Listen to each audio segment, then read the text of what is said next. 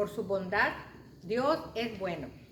Dios es bueno porque domingo a domingo pone en nuestro corazón el querer escuchar su palabra, el venir, congregarnos, y tenemos que seguir rogando para que nos dé la convicción, el valor, la fortaleza para obedecerla.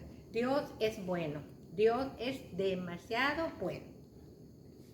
Es un gozo de verdad estar congregados y es un privilegio que podamos contar con la dirección de la palabra. Es un privilegio tener estas riquezas espirituales que dice el apóstol Pablo, que son inescrutables riquezas.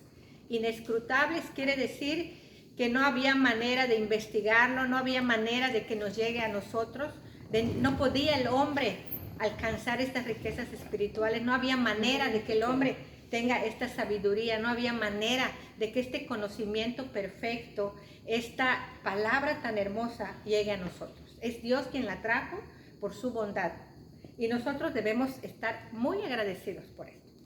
Hoy tenemos un tema que he puesto como título satisfecho. Satisfecho. Preguntémonos, ¿estoy satisfecho? ¿Me siento satisfecho? ¿O me siento amargado? ¿Estoy amargado? ¿Estoy frustrado? Es una pregunta para cada quien.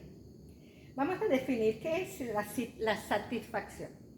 Satisfacción, de acuerdo al diccionario, es un sentimiento de bienestar o placer que se tiene cuando se ha colmado un deseo o cubierto una necesidad.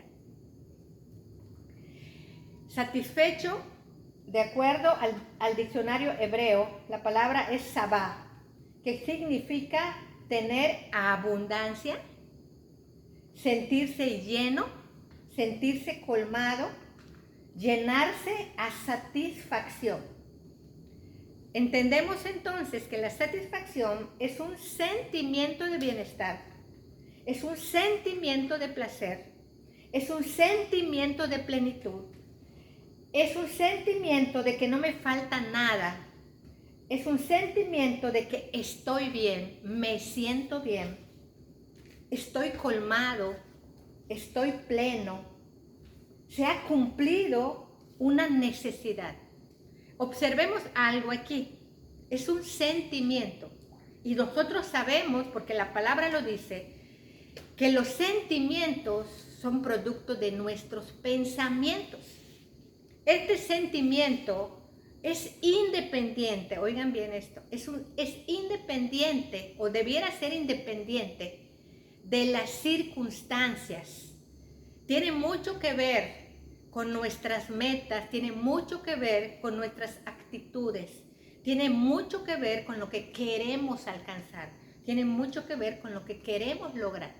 Muchas veces la frustración es porque no tenemos lo que queremos, porque las cosas no salieron como pensamos, las cosas no salieron como queríamos, las cosas no salieron como creemos que deben salir. Las personas no son como queremos, las personas no son como deberían ser y nos llenamos de frustración porque tenemos un pensamiento, sacamos una deducción o una conclusión. Entonces, la satisfacción es un sentimiento de placer, es un sentimiento de plenitud, es un sentimiento que está detrás de ese sentimiento, hay un pensamiento. Es que se aprovechan de mí, es que no me valoran, es que no me quiso saludar, es que no me toman en cuenta. Cuando tenemos esos pensamientos, vamos a sentir frustración. Y una frustración, otra frustración, otra frustración nos lleva a la amargura. De tal manera que podemos formar un carácter de amargura. Aunque no es algo, o sea, es normal que sintamos frustración, es normal que también sintamos amargura, pero que no sea parte de nuestro carácter, ni la amargura ni la frustración. Cuando es parte de nuestro carácter, ahí hay un problema. Entonces, lo contrario de la frustración es la amargura. Contrario. Perdón, lo contrario de la satisfacción, qué bueno que están atentos. Lo contrario de la satisfacción es la amargura y la frustración. La frustración produce amargura. Vamos a leer Efesios 4:31 y le voy a pedir a Luqui que lo lea. Efesios 4:31.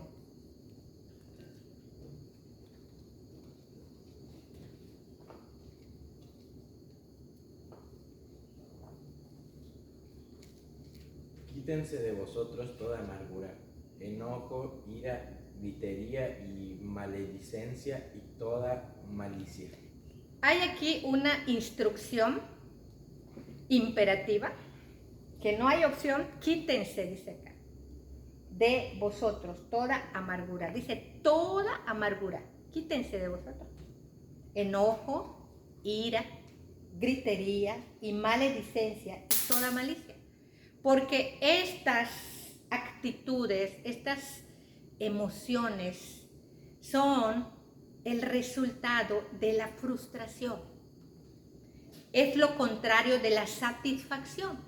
¿Cuáles serían entonces las actitudes de la satisfacción? Gozo, alegría, sonrisa, gratitud. Yo tengo amigas en Plaza Dorada que, ¿cómo te sientes? Me siento cansadísima, pero contenta. Y lo muestra su rostro. ¿Sabes que no tengo ni un peso, pero estoy muy contenta? O sea, hay personas que están agradecidas, hay personas que están satisfechas. Y hay un secreto para sentir esto. Sí, la palabra nos muestra, la palabra nos enseña. Por eso decía el apóstol Pablo que son riquezas inescrutables, porque no las vamos a hallar en ningún libro de superación personal, y sí las vamos a hallar en la Sagrada Palabra. Así que tenemos que mirarnos al espejo, tenemos que mirar nuestro rostro, tenemos que preguntarle a los demás cómo es nuestra actitud, porque muchas veces pensamos que estamos bien, pero realmente nuestra cara refleja todo lo contrario. O bien las personas nos rechazan precisamente porque somos amargados, porque somos quejumbrosos, porque estamos, lo que dice acá, porque gritamos, porque nos enojamos, porque estamos siempre quejándonos. Es que tú Lluvia, es que tú Luqui, es que tú Miguel, es que tú Karina, es que no sé si entendemos. Hay que tener mucho cuidado. Se trata la palabra de que nos analicemos. Y alguien dirá, es que no sabes mi esposo, es que no sabes mis hijos, es que mi suegra, es que mi trabajo, mi jefe, es que está difícil mi vida, es que mi vida, ¿saben qué? La vida es así, la vida es así, la vida es difícil, la vida es complicada y cada vez se hace más difícil. Y sí, creemos esto, claro, estamos en este mundo y dice la palabra que tendremos aflicción. Vamos a leer Isaías 53:11. Y le voy a pedir a Luis, Isaías 53:11.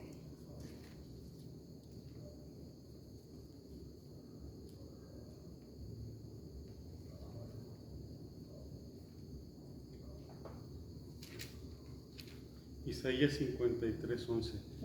Verá el fruto de la aflicción de su alma y quedará satisfecho.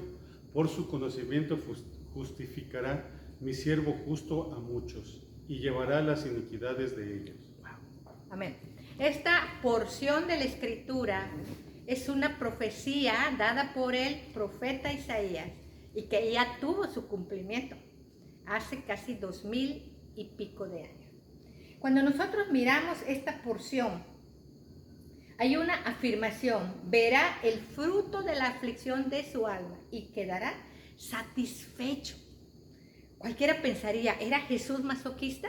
¿Le gustaba el sufrimiento? ¿Le gustaba el dolor? ¿Él quería vivir esto? Realmente tenemos que analizar bien para no confundirnos y no sacar conclusiones equivocadas. Sabemos todo lo que Cristo vivió desde el embarazo de María. Sabemos que cuando empezó su ministerio estuvo siendo vigilado por los escribas, por los fariseos, y querían que tropiece Cristo, lo tentaban y lo tentaban. Y siempre era calumniado, era rechazado. Durante su estancia en el planeta Tierra, no fue muy cómoda su vida, no fue cómoda la vida de Cristo. Sin embargo, lo peor, físicamente hablando, terrenalmente hablando, lo peor que vivió Cristo fue precisamente su pasión, fue precisamente el Calvario, fue precisamente su muerte en la cruz. Porque murió como un malhechor, como un criminal murió. Así murió, colgado en una cruz. Pero dice aquí la palabra que Él iba a quedar satisfecho por ver el fruto de esta aflicción, por ver el resultado o lo que Él logró con esa aflicción. Podemos ver entonces que Jesucristo, la satisfacción de Cristo dependía de lo que Él pensaba, dependía de lo que Él quería, dependía de lo que Él decía, dependía de lo que Él hacía y no dependió de lo que los otros pensaban, de lo que los otros decían, de lo que los otros hacían. No sé si estamos entendiendo. Jesús estaba satisfecho porque logró su objetivo. Estaba satisfecho porque Él estaba haciendo algo no en beneficio de Él, no en beneficio de su éxito o de su fama. Él no buscó éxito, no buscó fama, sino que Él vino a entregarse, vino a derramar su vida para quitar el pecado de en medio, para quitar nuestro pecado. En la Nueva Traducción Viviente dice así, Isaías 53:11, cuando vea todo lo que logró mediante su angustia, quedará satisfecho, quedará completo, quedará pleno, se sentirá dichoso. Y a causa de lo que sufrió, mi siervo justo, a causa de lo que sufrió, mi siervo justo, hará posible que muchos sean contados entre los justos, dice la palabra, porque Él cargará con todos los pecados de ellos. Jesús comprendió el valor real de su sufrimiento. Siendo inocente, padeció, sufrió y murió en vergüenza, para que tú y yo seamos perdonados. Por esto es importante analizar la actitud de Jesús. Hemos entendido esto. Jesús estaba en el cielo. No estaba obligado a hacerse hombre. Lo mejor para Él era permanecer en el cielo. Ya lo tenía, ya tenía el cielo. No tenía Él la necesidad de bajar a la tierra. No tenía Él la necesidad de humillarse, de hacerse pequeño, de hacerse limitado, de hacerse vulnerable y frágil, porque como hombre fue tentado en todo y era humano, sentía hambre, sentía sed, sentía cansancio y era afligido como hombre. Jesús era Dios. Sin embargo, pensó más en ti y más en mí que en Él. Me gusta mucho recordar lo que decía el apóstol Pablo y lo comparo con esto. Decía Pablo, yo no sé qué hacer porque yo me quiero ir. ¿Y qué es lo mejor para mí? Para mí es mejor irme con el Señor, pero también me quiero quedar, dice Pablo. Entonces dice, aunque para mí es mejor irme, es más necesario quedarme por causa de vosotros, que es lo mismo que pensó Cristo. Para mí es mejor estar en el cielo y quedarme en el cielo, pero es más necesario bajar al mundo por causa de los pecadores. Entonces, vemos ahí el pensamiento de amor hacia el prójimo, amor ferviente hacia el prójimo. Primera los Corintios 13 dice, el amor no busca lo suyo, el amor no es egoísta. Jesús no buscó lo suyo, no fue egoísta. Si Jesús fuera egoísta, no hubiese bajado. Si Jesús estuviera buscando su bienestar, no hubiese bajado. Por lo tanto, Jesús bajó con una convicción firme, con una convicción fuerte, una fuerte convicción de pagar nuestras deudas, para así tener nosotros la oportunidad de llegar al cielo. Tenemos la oportunidad. Jesús vino a quitar el estorbo que nadie podía quitar. Jesús vino a quitar el obstáculo que nadie podía quitar. Jesús vino a quitar el impedimento en cada uno de nosotros para poder llegar a Dios. Ese impedimento, ese obstáculo es el pecado. Nadie lo podía hacer. Sabiendo que su visita en la tierra no sería nada cómoda, su determinación de hacerlo grandioso por los pecadores fue firme, fue real y fue verdadero. Lo llevó a cabo, mostrando así el amor al prójimo, mostrando así un dominio propio, una templanza, un carácter en beneficio de los pecadores. Por eso dice en Isaías, verá el fruto, lo que logró por la aflicción de su alma y quedará satisfecho. Cuando uno piensa en uno mismo y no logras tu objetivo, vas a sentirte frustrado. El egoísmo trae frustración, el orgullo trae frustración, el egocentrismo trae frustración, trae amargura, pero el amor al prójimo trae satisfacción. El amor al prójimo trae plenitud, trae gozo. Jesucristo, sabemos que fue tentado en todo, fue afligido 40 días en el desierto y tuvo una muerte tortuosa, despiadada, horrenda, de mucho sufrimiento y de gran dolor. Sabíamos que Dios estableció que la paga del pecado es la muerte y que no había otra manera. Algo que sorprende, que la aflicción y el terrible dolor de Cristo tuvo un objetivo.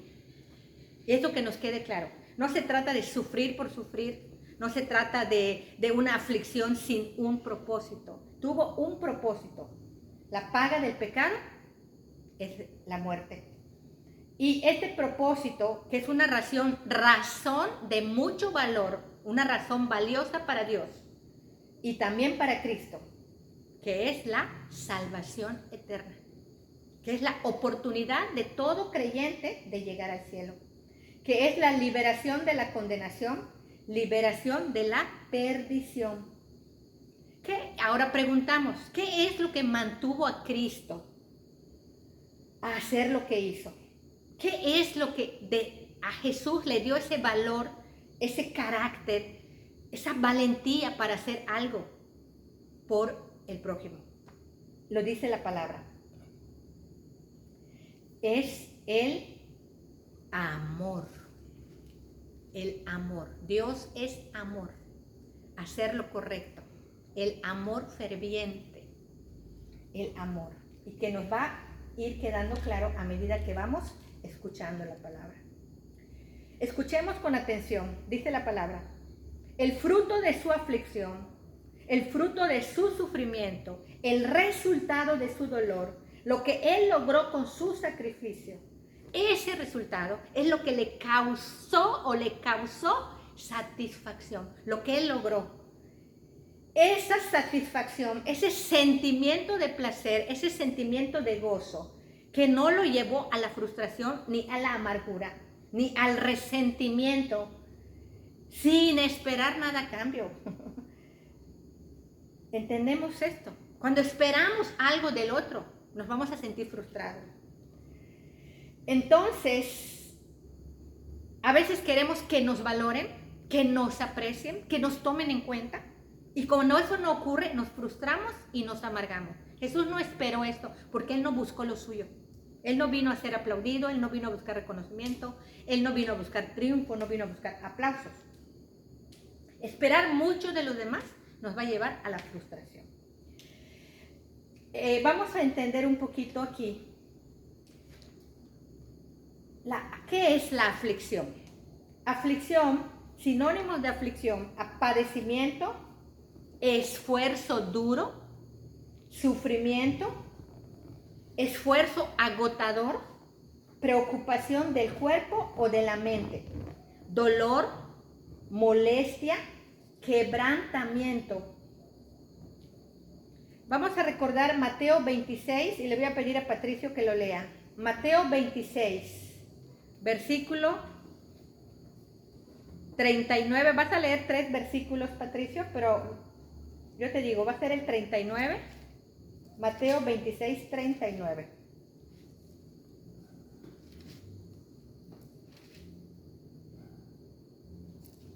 Yendo un poco adelante, se postró sobre su rostro, orando y diciendo: Padre mío, si es posible, pase de mí esta copa, pero no sea como yo quiero, sino como tú. El 42. Otra vez fue y oró por segunda vez, diciendo: Padre mío, si no puede pasar de mí esta copa sin que yo la beba, hágase tu voluntad. El 44. Y dejándolos, se fue de nuevo y oró por tercera vez, diciendo las mismas palabras. Dice aquí, 3 veces le pidió al Padre: si es posible, pase de mí esta copa. Porque él sabía el tremendo dolor que iba a padecer. 3 veces le pidió al Padre. Pero agregó, que no sea lo que yo quiero, sino lo que tú quieres. Vemos aquí algo importante. Si Jesús se hubiese aferrado, es que no quiero sufrir, no quiero padecer, entonces iba a sentir frustrado. Pero él sabía que la copa de Dios era ira. Ira sobre su cuerpo. Ira sobre él por causa de la maldad humana. Y él, desde que llegó a la tierra, estuvo convencido de que lo tenía que hacer. Porque para esto vino. Ese fue su motivo. Ese fue su objetivo y su meta. Por lo tanto, Jesús no se echó para atrás.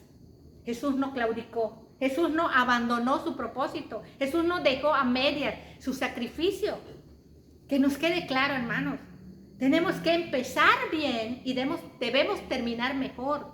Importa nuestro comienzo, claro, pero importa más nuestro final. Hace 10 años que soy cristiano, hace 15 años, ¿y qué? Aún sigues vivo. Importa mucho cómo vas a terminar. Mucho cómo vas a terminar. Entonces Jesús concluyó el sacrificio. Pero vamos a ver de dónde tomó ese valor. ¿Cuál era ese gozo de Cristo? Hebreos 12:2. Dice la palabra, Hebreos 12:2, lluvia.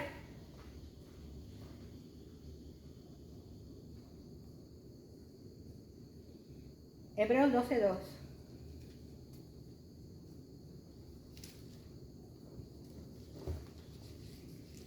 Puestos los ojos en Jesús, el autor y consumador de la fe, el cual por el gozo puesto delante de él, sufrió la cruz, menospreciando el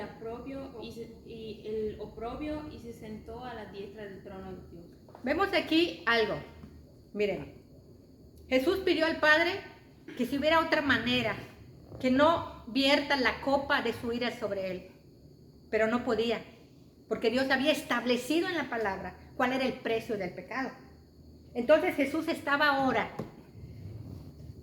dice acá, puesto los ojos en Jesús, el autor y el consumador de la fe, el cual por el gozo puesto delante de él. Jesucristo miró el gozo. Jesucristo tuvo en cuenta el gozo. Jesucristo pensó, óiganlo, Jesucristo pensó en lo que iba a alcanzar con este padecimiento. Entonces lo que hizo, poner en una balanza, ¿quién importa más? ¿Yo o los pecadores? En ese momento, Jesús fue santo, inocente. Él, aunque no hubiese muerto, hermanos, él no se iba al infierno. ¿Por qué? Porque fue santo, no pecó, fue tentado en todo. Dios no lo iba a castigar por no hacer el sacrificio, porque el sacrificio ya había vencido las tentaciones. No sé si entendemos esto. Entonces, Jesús pensó en ti y en mí. ¿Qué pesa más? Ese momento de dolor va a tener como resultado que Karina, Huicho, Lluvia, Luqui, Luciano, Miguel, Mari, la otra Mari, Cornelia, todos van a ser declarados inocentes. No sé si estamos entendiendo. El gozo de Cristo es el amor al prójimo. Lo que iba a lograr con ese sacrificio. Y por eso menospreció la vergüenza, menospreció ese sacrificio. Y el apóstol Judas lo expresa de una manera hermosa. Vamos a leerlo. Judas 1:24. ¿Nos ayudas, Miguel Ángel?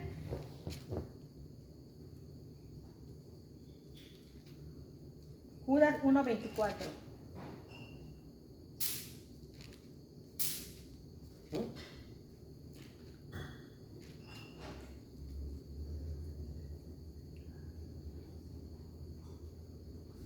Y a aquel que es poderoso para guardarnos sin caída y presentaron sin mancha delante su gloria con gran alegría. Vamos a volver a leerlo. Pasen, pasen. Y aquel, más adelante, pasa Cornelia. Buenas noches, adelante. Pasen, que Pasen, pasen. pasen, aquí, miren, pasen. Un poco tarde. No, están bien. Miren, Pasa pasen, aquí. pásense aquí. Buenas noches. ¿No? Buenas. Adelante. Para no darle la espalda, pase ahí, miren. Pasen. Sí, sí. Adelante, adelante. Bienvenidos. Buenas noches, pasen, pasen. Sí, está bien. Vengan. Bienvenido, buenas noches. Bienvenidos. Entonces, Miguel Ángel, ¿puedes volver a leerlo de manera pausada? ¿Cuál era? Judas 1:24. Y a aquel que es poderoso para guardaros sin caída y presentaros sin mancha delante de su gloria con gran alegría. Y aquí está el gozo de Cristo. Vean aquí. Dice el apóstol Judas. Aquel que es poderoso para guardaros sin caída y presentaros sin mancha delante de su gloria con gran alegría. El gozo de Cristo, la alegría de Cristo era presentar a una iglesia santa.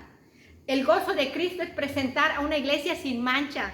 El gozo de Cristo es presentar a una iglesia sin pecado, a una iglesia temerosa de Dios, a una iglesia que lucha contra la maldad, a una iglesia que lucha contra el pecado. Ese era su gozo. Este era el gozo de Cristo con gran alegría. Su objetivo era, el fruto de la aflicción de su alma es presentar a una iglesia ante la gloria de su Padre. Y ahí estamos tú y yo, hermanos. Ese es el gozo de Cristo. No tenía en su mente un propósito egoísta.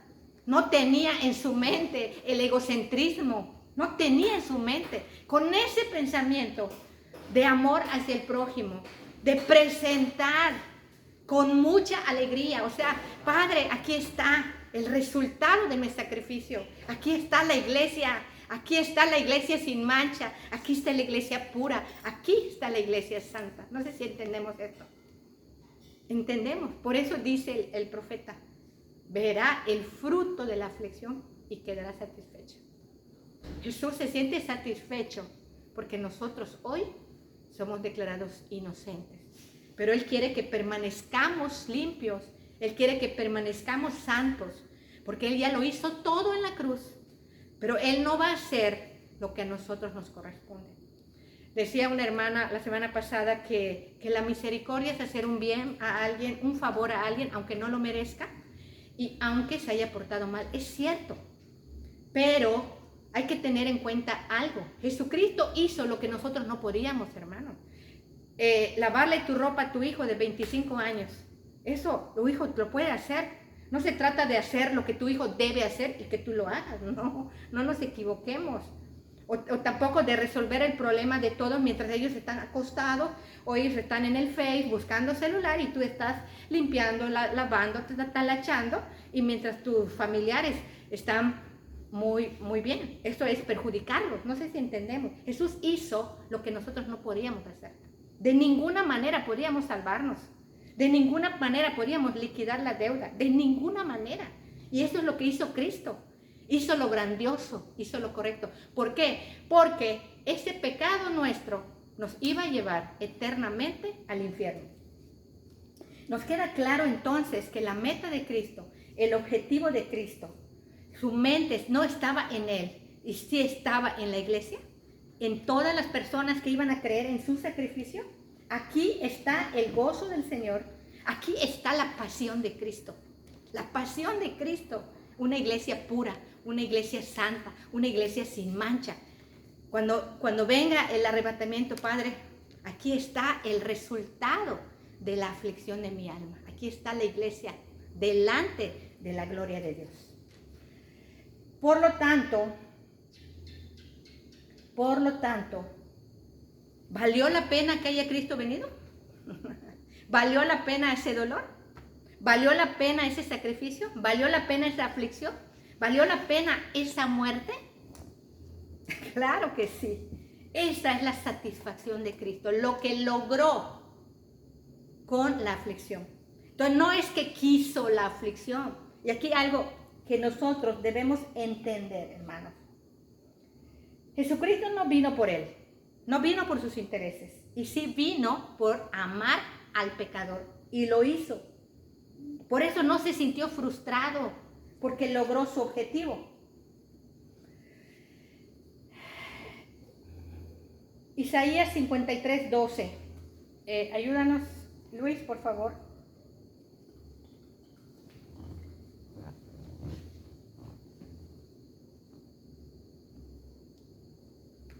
Isaías 53:12. Porque no saldréis apresurados. No. Isaías 53, Ok. 12. ¿50 y qué? 53. 53, 12. Por tanto, yo le daré parte con los grandes, y con los fuertes repartirá despojos. Y cuando derramó su vida hasta la muerte, y fue contado con los pecadores, habiéndose él llevado el pecado de muchos, orado por los transgresores. Aquí vemos impresionante que derramó su vida por amor al prójimo, por ese amor ferviente. Por eso soportó esa aflicción, por eso lo soportó. ¿Qué lo mantuvo? El amor al prójimo, el amor ferviente al prójimo, fiel siervo justo y valiente, Cristo Jesús, quien quitó los pecados de todos los que creen en este sacrificio. Ahora bien, la aflicción, hermanos, ya no nos va a dar tiempo, ya se nos fue el tiempo, nos quedan solo 5 minutos. Vamos a resumirlo. Las aflicciones son parte de nuestra vida. Dice el predicador en Eclesiastés 1:14, que miré la vida bajo el sol y vi que todo era aflicción de espíritu, dice el predicador. Deuteronomio 8:2 dice, te llevé al desierto para afligirte, para probarte, para saber lo que había en tu corazón. Las aflicciones son parte de la vida, hermanos. La palabra de Dios nos madura, la palabra de Dios nos muestra la verdad. ¿Te sientes frustrado? ¿Por qué te sientes amargado?